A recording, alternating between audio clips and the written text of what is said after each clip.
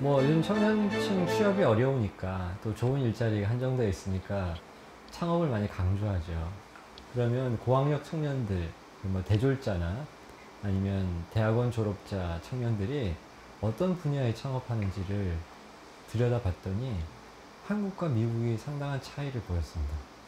그래서 한국의 대학생들 같은 경우에는 대졸자의 그 창업 분야가 한 25% 정도가 교육 서비스업이었어요. 그게 가장 많은 비중을 차지했거든요. 그리고 여기 그림에서 보듯이 지금 대학원 졸업자 같은 경우에는 무려 43.9%가 교육 서비스업에 그 창업하고 있었습니다. 주로 학원을 설립한 게 많거든요. 그러면 미국의 청년들은 어떤가? 제일 많은 비중을 차지하는 것이 전문 과학 및 기술 서비스업 부분이었어요. 그래서 이게 보여주는 게 저는 사교육 공학으로서의 또 한국의 또 민낯일 수도 있겠다는 생각을 했습니다. 그래서 4년제 대학이나 대학원을 졸업하고 물론 이제 교육 서비스업 자체도 뭐 부가가치가 높을 수도 있는데, 근데 학원 창업이 예를 들어 입시학원 창업이라고 생각해보면 그게 전후방 산업 연관 효과가 크지 않고, 그 다음에 어떻게 보면은 우리 사회에 새로운 지식, 부가가치 생산에 기여한다기보다 이미 정해져 있는 교육과정 내에서 어떤 문제풀이 기술을 전수하는 것이죠. 그래서 대학원 출신의 고학력 청년이 학원을 차린다라고 하는 것은, 또 학원이 또 어떻게 보면 장사가 잘 되려면 본인 스스로도 이제 명문대 학력을 가지고 있어야 유리하겠죠. 그러면 본인이 그런 명문대나 명문대학원에 가기 위해서 사교육을 많이 받고, 그리고 그렇게 해서 연마한 것으로 또다시 그 다음 세대 학생들에게 사교육을 전수한다 라고 했을 때 뭔가 앞으로 나가고 있지 못하고 그 안에서 순환되고 있는 느낌이 들죠. 그래서 정말 미국의 이런 기회추구형 고학력 청년의 창업처럼 이제 전문 과학이나 기술 서비스업 쪽으로 청년들이 뻗어나가야 되는데, 그렇지 않고 이런 대입에 초점이 맞춰져 있는 이런 사교육 시장이 워낙 번성하다 보니까 정말 똑똑한 청년들이 더 미래지향적으로 가야 되는데, 어떻게 보면 과거지향적인 것이죠. 본인이 예전에 고등학교 시절에 문제 풀면서 했던 거를 다시 그 다음 세대에게 전수하고 있는 거잖아요. 안타까운 현실입니다.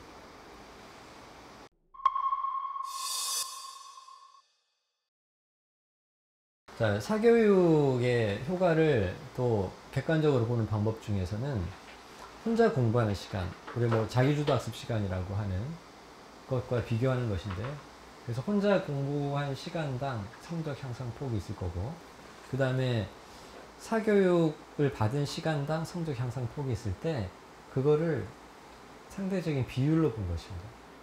그러니까 지금 초등학교 5학년을 기준으로 보게 되면 이게 예를 들면 1.5가 나왔다라고 하면 사교육의 시간당 효율이 자기주도 학습의 시간당 효율보다 지금 1.5배인 거예요. 그러니까 초등학교 때는 실제로 사교육을 받는 것이 더 낫죠. 왜 그럴까요? 초등학생은 사실 아직 어떻게 공부해야 될지 잘 모릅니다. 공부 방법도 모르고 계획을 잘 짜는 것도 힘들어하고요. 그런데 그게 비슷해지는 게 바로 중학교 시기입니다. 중학교 2학년 때는 거의 1 비슷한 쪽으로 좀 낮아지게 되죠. 근데 고등학교 2학년 오게 되면 이게 1 밑으로 내려갑니다.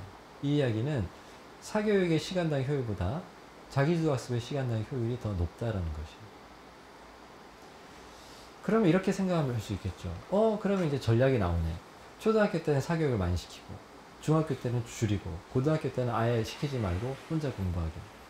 사실 그게 맞는 전략이긴 한데, 근데 초등학교 때 사교육에 너무 의존하게 되면 중학교 때 끊지를 못합니다. 혼자서 계획을 세가지고 공부하는 게 서툴러도 혼자 해봐야 되는데 저걸 못하는 거예요. 어렸을 때 밥 먹는 거랑 비슷해요.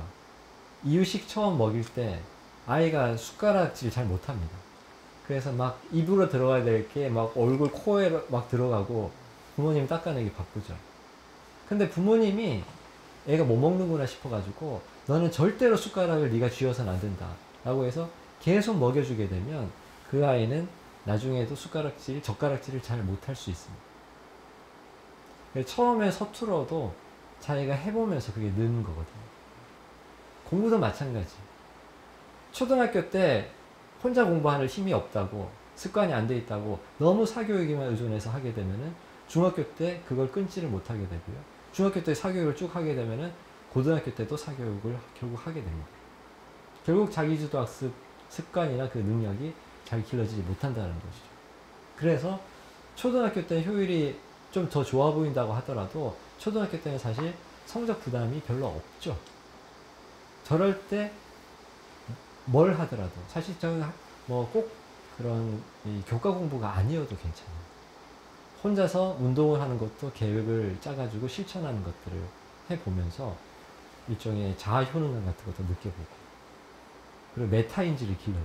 내가 뭘 알고 뭘 모르는지. 그래서 그런 자기 주도적인 역량을 어렸을 때부터 길러주면 자연스럽게 고등학교 때는 혼자 공부하고, 뭔가 인터넷 강의 같은 걸 갖다가 이렇게 듣더라도 정말로 원포인트로 내가 필요한 만큼 필요한 시기에 자기 주도적으로 활용한다는 거거든요. 근데 제가 인터넷 강의에 중독된 학생들이 실패하는 걸 되게 많이 봐요. 이게 일타 강사들의 인터넷 강의를 보다 보면 매료돼가지고, 아, 저거를 저렇게 아름답게 문제를 푸는구나. 그래서 저거를 계속 보면 나도 저렇게 풀 수 있겠구나. 일종의 학습 관광을 하는 거죠. 그래서 인터넷 강의에 중독된 아이들이 막상 수능 같은 걸 시험을 볼 때는 풀지 못합니다. 사실은 그 수능 일타 강사들도 문제를 많이 분석해가지고 가장 자기가 효율적으로 푸는 길이라고 생각하는 것, 그 최종적인 버전을 아이들에게 보여줄 뿐이거든요. 그런데 그거를 너무 쉽게 이렇게 해결하는 걸 보고, 아, 저렇게 하면 되겠지 싶은데 새로운 유형이 나오면은 혼자 있는 절대 해결할 수가 없는 거예요. 그래서 학원 강사가 쉽게 푸는 것도 본인이 어렵게 혼자 힘으로 풀어봤어야지 또 다른 새로운 유형이 왔을 때 도전하고 풀어낼 수 있는 것이다. 그런 걸 생각하면 자기주도 학습이 얼마나 중요한가, 그 습관 형성이, 이런 걸 알 수가 있죠. 저는 솔직히 부모님들께 강연장에서 만나면은 제일 먼저 딱 질문 드립니다. 이렇게 교육비 투자하시는데 또 교육에 정성 쏟으시는데 목표가 뭐세요? 라고 정확히 여쭤봅니다. 정말 이 아이가 인서울에 있는 주요 대학을 입학하는 것을 목표로 하십니까? 그러면 100명 중에 한 5등 해야 됩니다. 목표가 더 높다면 당연히 4등, 3등까지도 해야 되는 겁니다. 그 지점에서 고민을 잠깐 해봐야 됩니다. 100명 중에 5등이 목표세요. 그러면은 이렇게 맞벌이해서 한 아이당 100만 원 쓴다고 해볼게요. 그걸로 5등 할 수 있을까요? 그 생각을 하셔야 됩니다. 부모님은 힘들게 돈 버시고요. 아이를 뭐 돌봐줄 여유나 이런 게 없습니다. 그런 상태에서 100만 원 쓰면은 1인당 100만 원 쓰면 그게 100명 중 5등 할 수 있는 조건이 될까요? 대한민국의 사교육 참여율 지금 78.3% 평균 잡히고 있거든요. 약 80% 가정이 사교육은 하고 있습니다. 그렇다면 우리 가정에서 1인당 100만 원을 쓴다고 해서 결코 원하는 목표를 달성할 수가 없어요. 그러면은 그거 이상의 것이 필요한 겁니다. 저는 그런 것들을 좀 제안 드리고 싶고, 제가 생각하는 본질은 학원은 아니거든요. 사교육은 해도 되고 안 해도 되는 겁니다. 근데 더 본질은 우리 아이가 공부를 왜 하는지를 생각해야 됩니다. 그게 있어야 참고 공부할 수가 있어요. 공부라는 게 진짜 재밌습니다. 참아야 돼요. 입시에서 원하는 게 있다면 친구들은 스마트폰을 사용할 때 나는 사용하지 않아야 되고요. 사실 친구들이 놀 때 나는 공부해야 되는 것이고요. 친구들이 최신 드라마, 영화를 챙겨볼 때 나는 공부해야 됩니다. 이게 가장 기본이고 이 차이 절대로 무시할 수가 없어요. 근데 참기 위해서는 내가 원하는 게 있어야죠. 나는 이런 걸 할 거니까 지금 공부해야 되니까 나는 참을 수 있다. 이게 되는 거거든요. 그래서 많은 가정에서 이 부분을 놓치고 계세요, 사실은. 이 아이가 왜 공부해야 되는지, 어떤 길을 가고 싶은지 그것에 대해서 충분히 경험도 하고 대화도 하고 독서도 하면서 고민을 많이 해야 된다고 생각합니다. 그게 있은 다음에야 이 사교육을 제대로 이용할 수 있을 거라 생각해요. 의존이 되기 시작하면 그 끝에는 아무것도 없습니다. 그냥 불안한 거예요. 부모도 불안하고 아이도 불안하니까 성적도 안 나오니까 그냥 사교육비를 계속 쓰게 되는데 그 끝에는 돈도 남지 않고 결국에 입시에서 원하는 성과도 남지 않습니다. 이게 100명 중에서 한 5등, 6등, 7등 이렇게 하는 게 목표시라면 또는 그 더 높은 목표를 목표하고 계신다면은 이게 사교육만으로는 안 되는구나. 그건 나중에 이용할 문제고 더 본질이 있구나. 그 본질이 뭘까를 계속 고민을 해보시는 게 되게 중요하다고 생각해요.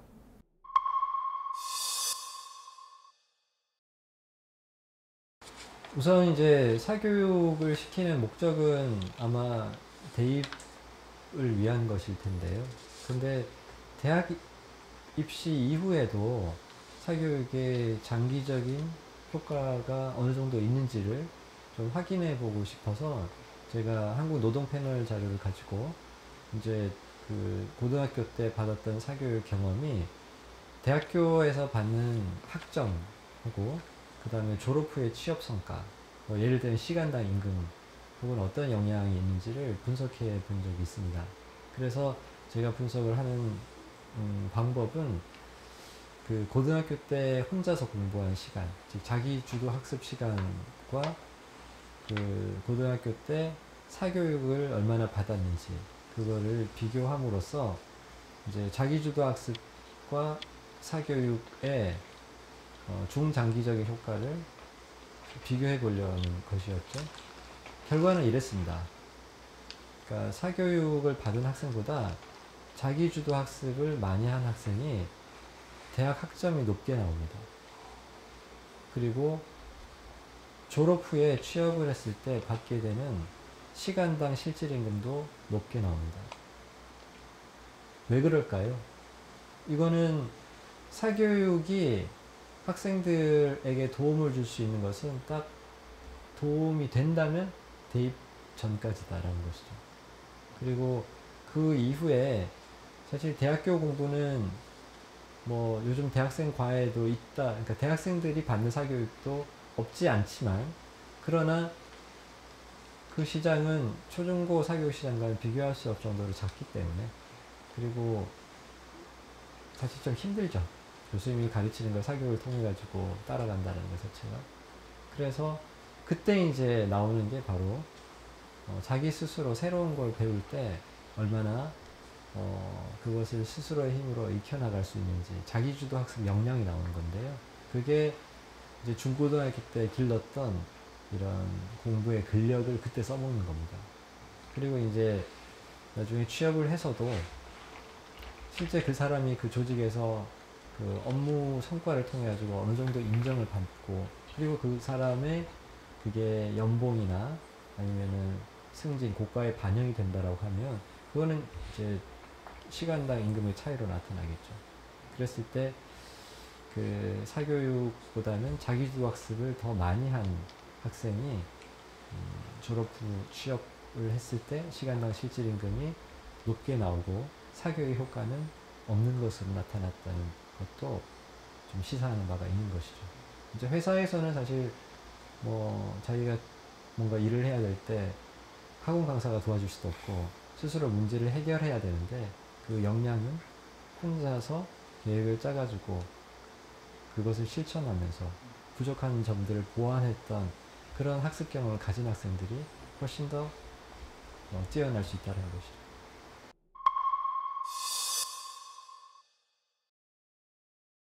그러니까 많이 알고 있는 학생을 선발하려고 하면 사실 학생들은 많은 선행학습을 통해 가지고 그 사교육에 의존을 많이 하게 될 거예요.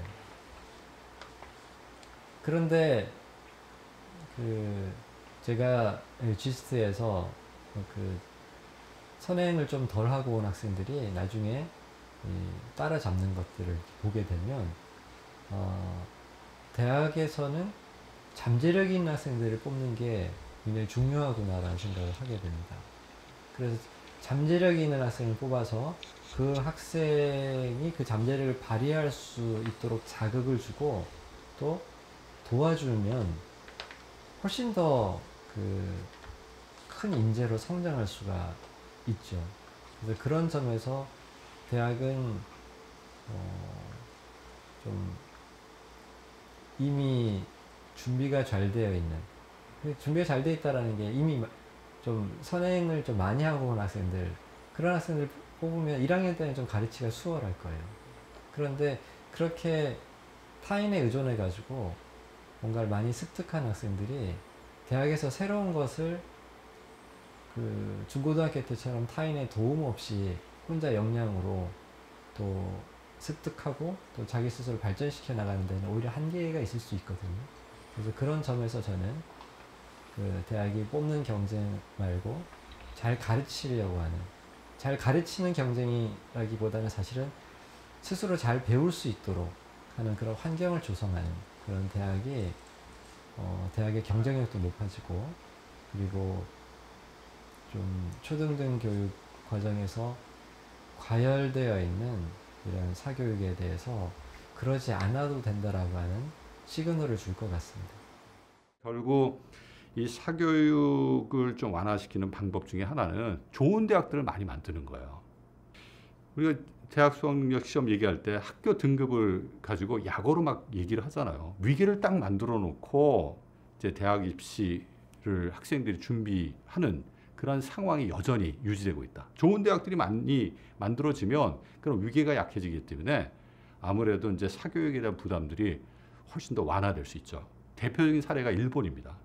일본이 이제 좋은 대학들이 많다 보니까 우리처럼 이제 대학 입시를 위한 사교육이 강하지가 않아요. 거기도 이제 좋은 대학 나오는 게 중요하잖아요. 그럼에도 불구하고 사교육이 우리만큼 강하지 않다. 왜? 좋은 대학이 많으니까 꼭 A라는 대학 가지 않아도 B, C, D에 갈 수 있는 기회들이 있고, 그 B, C, D 대학을 나와도 내 재능에 맞게 좋은 대학에 갔다면 얼마든지 자기가 하고 싶은 일을 할 수 있는 기회가 보장되기 때문에 굳이 뭐 꼭 A 대학에 갈 필요가 없는 것이죠.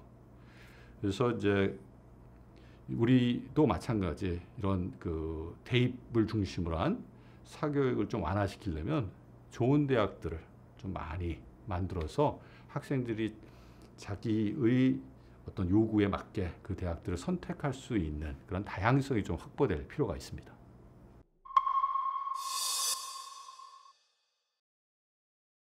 네, 이 부분은 초, 중고 부모님들 정말 잘 들어주시면 너무 좋을 것 같아요.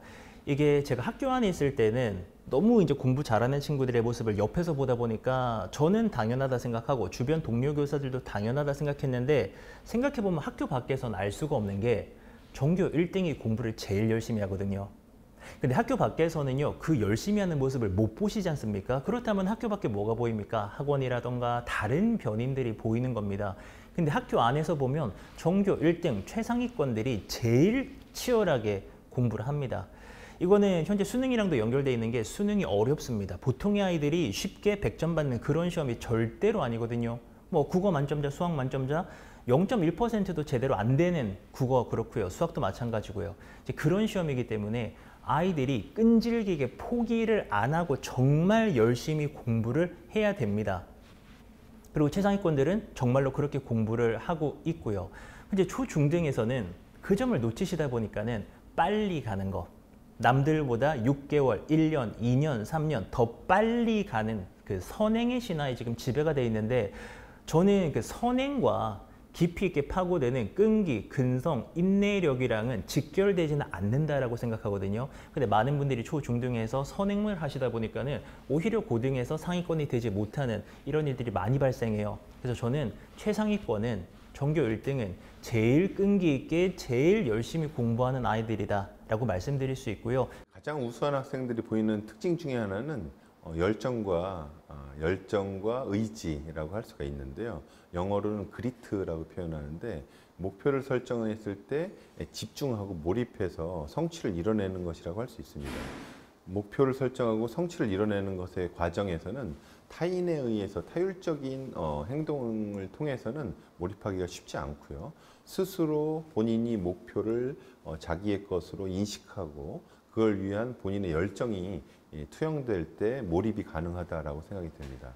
타인에 의해 설정한 목표라든가 계획의 과정에서는 결과적으로 열정이 투영되기가 어렵다라는 과정을 본다면 이런 특징이 가장 중요한 것은 목표의 설정이 나의 목표인가 또 이 계획이 나의 계획인가 이 성취가 나의 성취인가를 판단하는 것이 굉장히 중요하고 그걸 통해서 열정과 의지 그리고 성실함이 함께 발현될 수 있다라고 생각이 됩니다. 보통 이제 그 대학에서 이제 학생들 가르치다 보면 이 친구하고는 좀 대화가 된다. 이 친구하고 좀 이야기를 해보면 좋겠다라고 생각하는 친구들은 대부분이 이 학교 공부만 한 친구들은 아니에요. 이제 물론 학교 공부도 열심히 했고 그 다음 이제 관련해서 자기가 관심 있는 주제에 대해서 책을 많이 읽는다든지 또 그와 관련된 다양한 활동을 한다든지 조금 나름의 자기만의 색깔을 만들어 온 그런 이력들을 가지고 있습니다.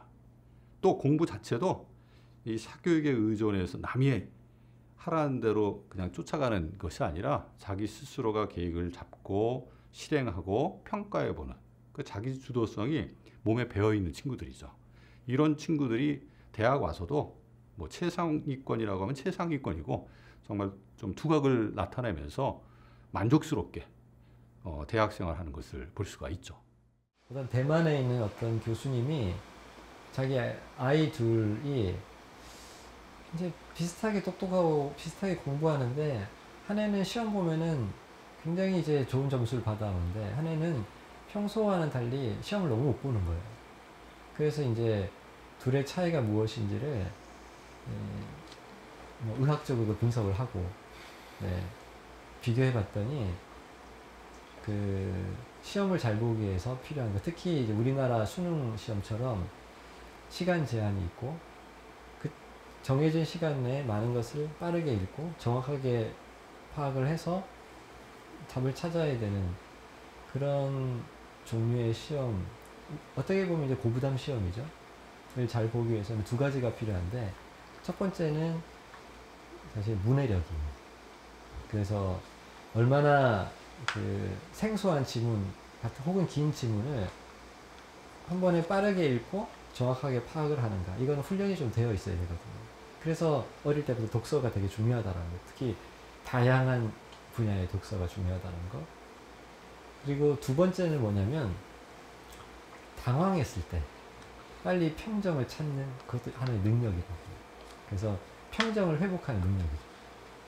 그래서 우리가 수능 같은 거 시험 봤을 때 풀다가 막히면 당황하게 됩니다. 그러면 당황 상태로는 다른 문제도 잘 보이지가 않고 실수를 하게 마련이에요. 불안에 쫓기면은 손이 떨리고 제대로 집중을 못 하게 됩니다. 그런데 그런 평정을 빨리 찾는 능력 있는 사람은 처음에 좀 당황했다가 금방 이거 나중에 천천히 보자 라고 하면서 또 이제 다른 것에 집중을 하게 되는 거죠. 그게 큰 시험에서 성과 차이를 가져온다는 거거든요. 그러니까 그 어렸을 때 그 너무 조급한 마음으로 뭐 초등학생이 수능 문제 풀고 있으면 이제 굉장히 이제 선행을 빨리 해가지고 앞서가니까 나중에 수능 만점 받을 것 같지만 실제 그렇지가 않습니다. 그 시기에는 사실 많은 독서를 하고 사람들이랑 이야기를 하고 그리고 자기가 뭘 좋아하고 뭘 잘할 수 있는지를 찾고 그리고 배짱을 길러야 됩니다. 그 배짱이 있어야지 큰 시험을 잘 보는 거거든요. 근데 부모가 불안해하면서 아이에게 과도하게 사교육을 시키고 너 지금 안 하면 큰일 나 큰일 나 부모가 조급한 모습을 보이면 아이는 사실 배짱을 갖기가 어려워요.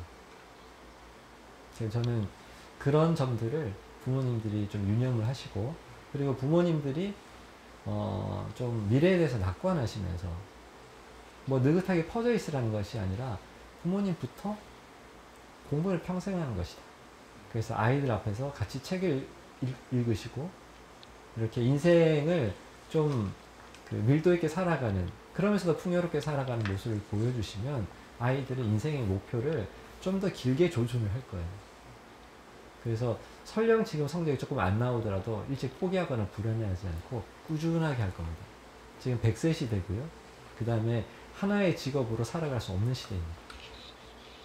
그래서 지금 너무 대입까지 집중되어 있는 일점 집중형 피라미드 경쟁 체제에서 무슨 대학 들어가면 다 끝나는 것처럼, 인생이 다 결정돼 버린 것처럼 이렇게 생각해 온 것 자체가 지금의 과도한 사교육 열풍 나왔다, 이렇게 생각이 듭니다.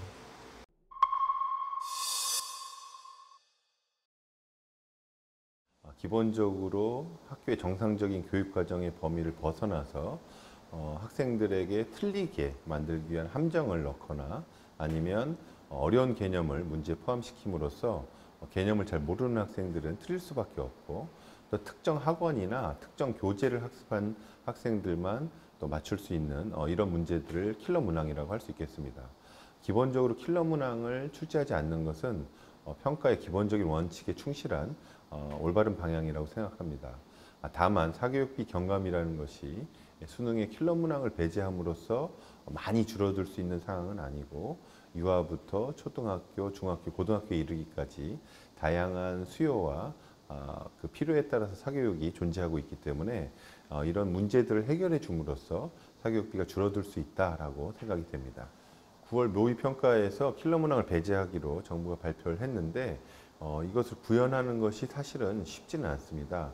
킬러 문항이 어떤 기준에 의해서 명확하게 판단할 수 있는 것은 아니기 때문에 최선의 노력을 다해서 이런 킬러 문항을 배제하기 위한 노력은 할 것으로 예상이 됩니다. 다만 변별력을 조절함에 있어서 교육과정의 범위 내에서 쉬운 문항과 어려운 문항이 골고루 섞여서 학습한 성과를 정확하게 평가해 주는 것이 중요한데, 이런 난이도 조정에 있어서도 쉽지는 않은 게 사실입니다. 그래서 9월 모의평가에서 이런 부분들에 대해서 충분히 준비하고 시행한 후에 문제가 있다면 이걸 보정해서 원래 우리 수능 11월에 있는 수능에서는 이런 문제가 발생하지 않도록 조금 더 노력하는 과정으로 생각하는 것이 좋을 것으로 생각이 됩니다.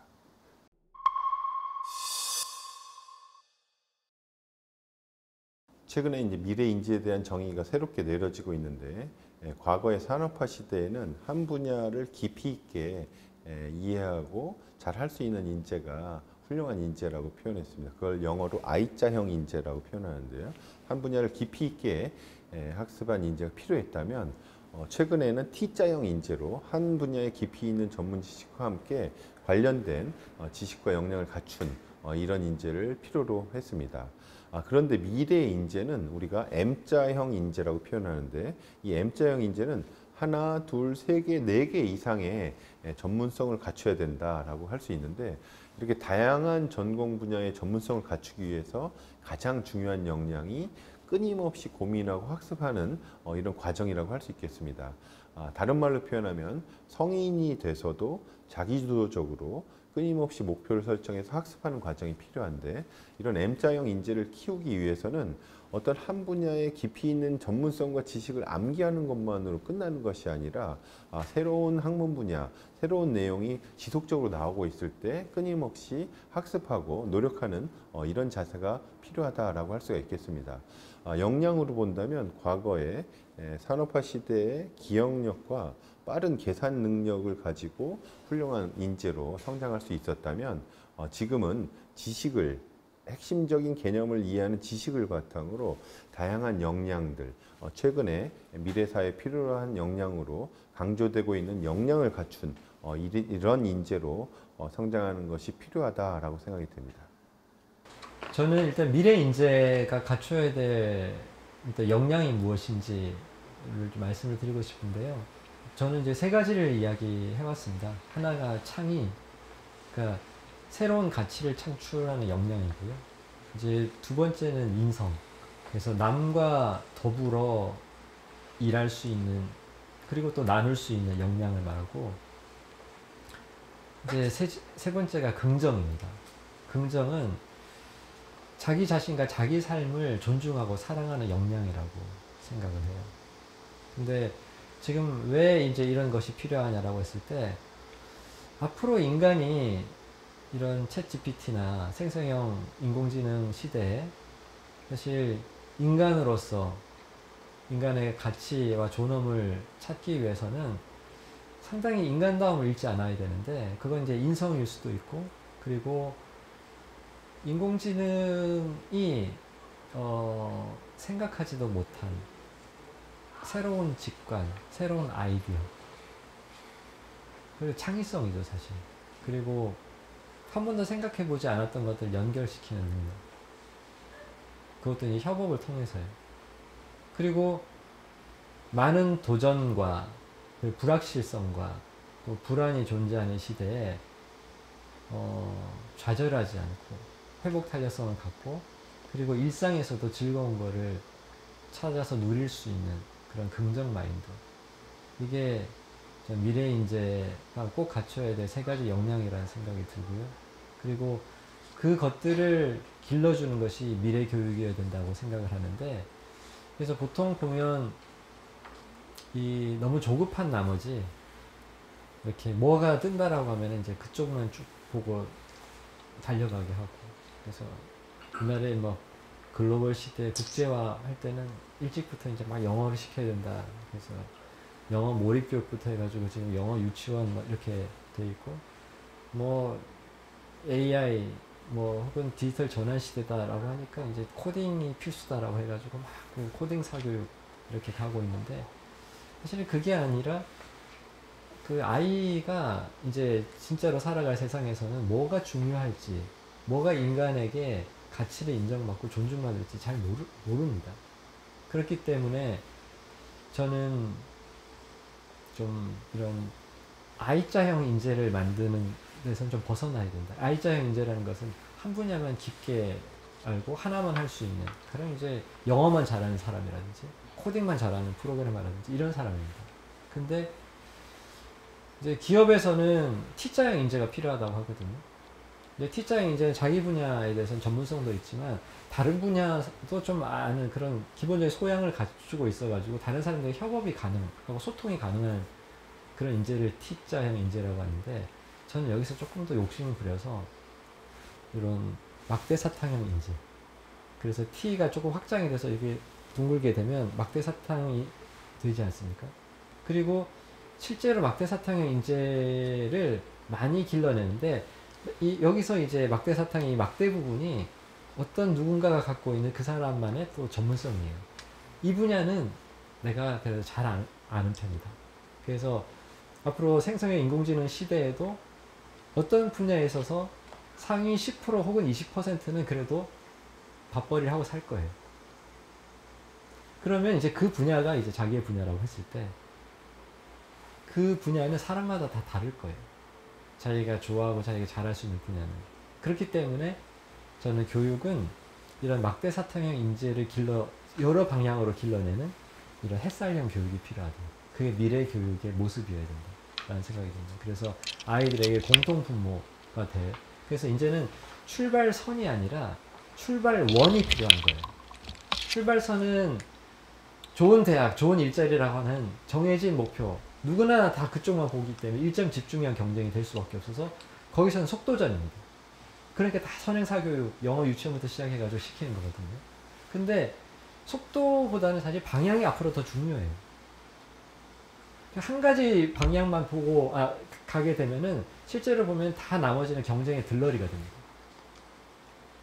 그래서 이제는 그것이 아니라 자기의 영역, 자기가 잘할 수 있는 것들을 그 안에서도 변화세상에 개척해 나갈 수 있어야 되거든요. 그렇게 하려면 우리는 평등한 출발원을 만드는 공교육 역할이 필요하고, 그 출발원에서는 아이들이 창의와 인성과 긍정 마인드를 함양할 수 있도록 길러주는 것. 그리고 거기서 출발해가지고 저마다의 방향으로 이렇게 뻗어나가는 거죠. 그러면 전체적으로 햇살 모양이 되고 막대사탕의 인재들이 우리 사회를 단단하게 여러 방향으로 지켜주고, 사실 360도 방향으로 나가면은 다 1등 할 수 있잖아요. 지금 한 방향으로 가니까 지금 다 뭐 첫째부터 이제 꼴찌까지 쫙 이렇게 수직 서열화되는 것이죠. 그런 생각이 듭니다. 앞으로 20년 후는 뭐 AI 바탕으로 해서 상상도 못하게 바뀌게 될 겁니다.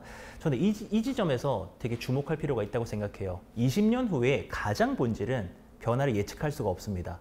도대체 어떤 모습일지, 어떤 직종이 각광받을지, 무슨 역량이 필요할지 이 시점에서는 전부 다 예상에 불과합니다. 그럼 우리 아이들은요, 어떻게 살아가야 될 것인가? 그 예측 불가능한 시대를 어떻게 살 것인가? 이 부분에 대해서 굉장한 고민이 필요하다고 생각해요. 지금 시점에서 20년 후에 무엇이 필요할 것이니까 네가 이 역량을 길러야 된다? 저는 그건 합리적이지 않다라고 생각합니다. 결국 변화를 예측할 수 없다면 적응해서 주도적으로 살아갈 수밖에 없습니다. 세상이 이렇게 바뀌었어요. 그러면 내가 배웠던 게 좀 쓸모가 없네? 그럼 재교육을 받아야죠. 이미 벌써 그런 일들은 벌어지고 있는 것이고요. 이 사회에서 내가 좋아하는 게 이런 일인데 저걸 하면 되게 잘 되겠다라고 생각이 된다면 그걸 매칭시켜서 내가 그것을 직업으로 또 삼으면 되는 겁니다. 이 모든 과정의 본질은 적응하고 주도적으로 살아가는 거라고 생각하거든요.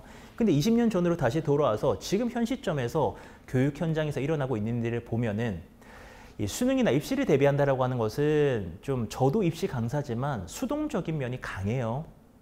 내가 주도적으로 뭔가를 막 이렇게 헤쳐나간다기보다는 주어진 개념을 익히고 관련된 문제들을 많이 풀면서 주어진 공부를 하는 겁니다. 이것은 뭐 적응성이라던가 주도성이랑은 조금 거리가 먼 이야기일 수도 있다라고 생각을 해요. 그래서 우리 아이들이 미래를 대비한다면 더 적극적으로 주도적으로 자기의 하루를 살고 인생을 개척해 나가야 하고 부모님들은 그런 기회를 더 많이 주셔야 된다라고 생각합니다. 쉽게는 아이들에게 선택권을 좀 넘겨주시면 됩니다. 공부 계획도 아이가 짜는 거고요. 이 아이가 주말 계획도 짜는 거고요. 휴가철이다, 4박 5일이다. 너가 한번 일정 짜봐라. 우리 경주 여행 갈 건데 너가 한번 짜봐라 라고 하면은 사실 뭐 경주를 하나 예를 들었지만 그럼 문화유산 공부해야 되겠죠. 그리고 시간이 한정돼 있으니까 문화유산 중에서 어떤 게 더 중요한 건지도 아이가 공부를 해야 될 겁니다. 지리도 좀 공부를 해야 될 것이고요. 동선 따져야 되니까요. 그리고 경제 개념도 발달하겠죠. 뭐 숙소라던가 먹을 거라던가 돈이 관련되니까요. 모든 것들이 발달할 거라고 생각하고 그 과정에서 아이의 자존감도 주도성도 많이 자랄 거라고 생각합니다. 그래서 어렵게 생각하지 마시고 부모가 가지고 있던 주도권을 내어주는 것은 이 아이의 10년 후, 20년 후를 위한 굉장한 투자일 거라 생각하고 우리 학생들도 핸드폰, 게임에서 벗어나서 나의 진짜 하루를 힘있게 좀 살면은 미래를 위한 대비가 될 거라고 생각합니다.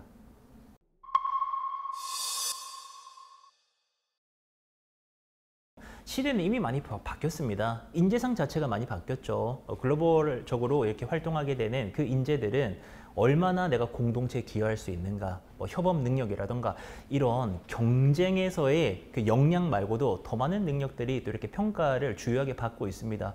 그렇다면은 그런 것들을 또 생각해서라도 우리 아이가 더 빨리 공부하고요, 다른 친구들보다 앞서가는 것만을 목표로 해서는 이 아이는 나중에요, 뭐 인성적인 면에서나 여러 역량 면에서도 떨어질 수가 있습니다. 그래서 그런 부분들도 조금 더 장기적으로 생각을 더불어 해주시면 좋을 것 같아요.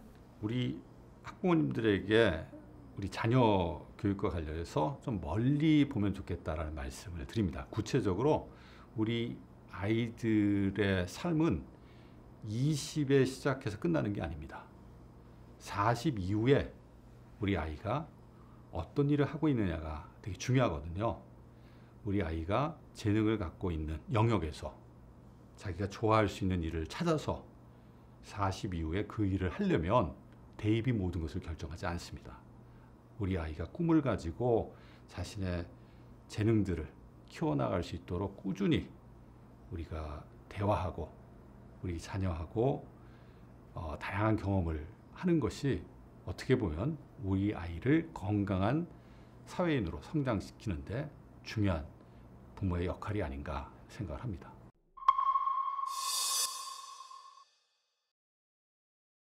성적이 안 나오는 친구들이 제일 많이 빠지는 게 스마트폰이랑 게임이거든요.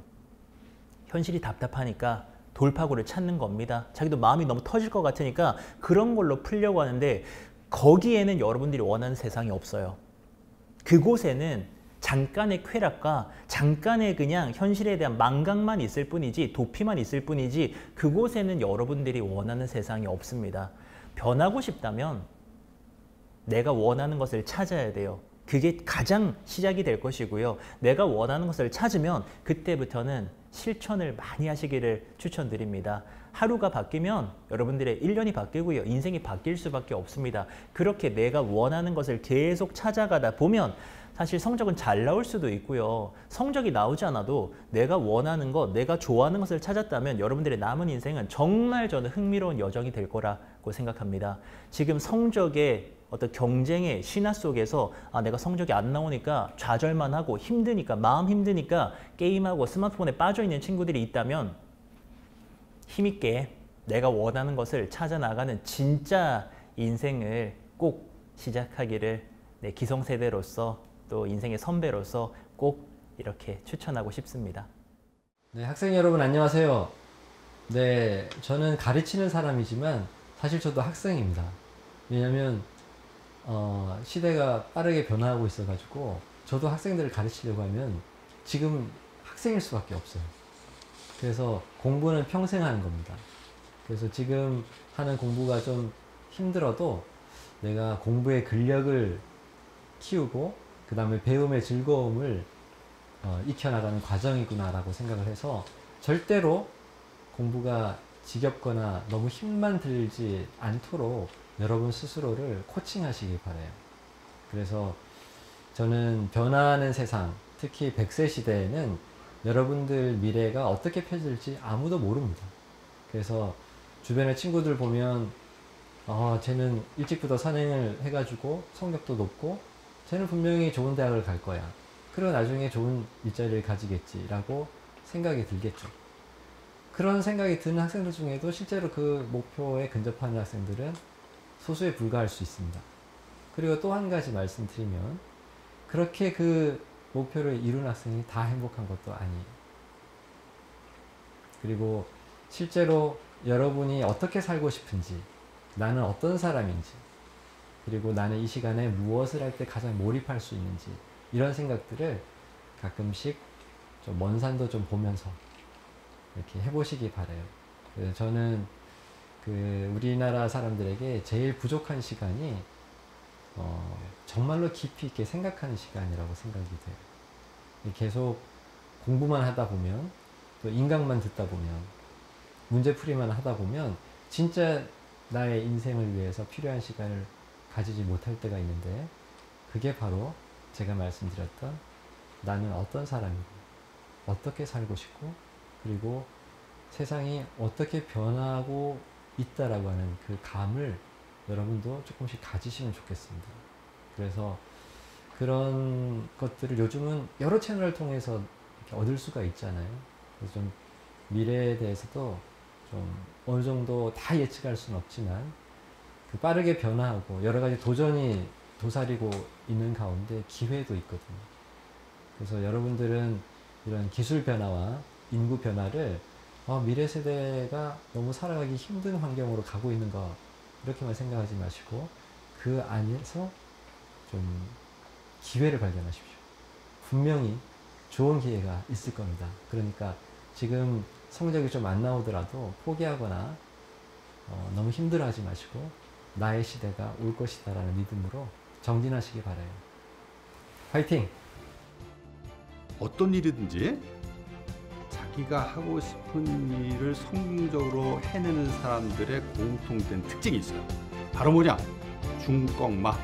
중요한 것은 꺾이지 않는 마음. 절대 포기하지 마세요. 자기가 하고 싶은 일이 있으면 누구보다 열심히 노력하고 좌절, 실패가 있더라도 그것을 딛고 넘어서는 경험을 하게 되면 여러분들이 하고 싶은 일은 반드시 할 수 있다.